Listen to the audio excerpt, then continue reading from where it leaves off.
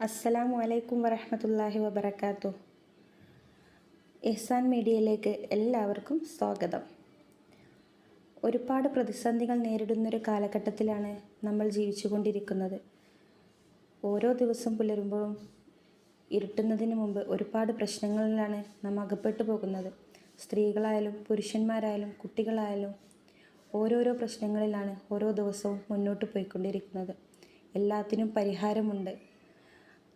നമ്മളാൽ ചെയ്യാൻ കഴിയുന്നത് നമ്മൾ ചെയ്യുക, ബാക്കി തവക്കൽതു അലല്ലാഹ്, അള്ളാഹുവിന് വിട്ടുകൊടുക്കുക. നമ്മളിൽ ചെയ്യുന്ന കാര്യങ്ങളിൽ വിശ്വാസമർപ്പിച്ച് ചെയ്താൽ അതിൽ 100% പരിഹാരമുണ്ടാവും.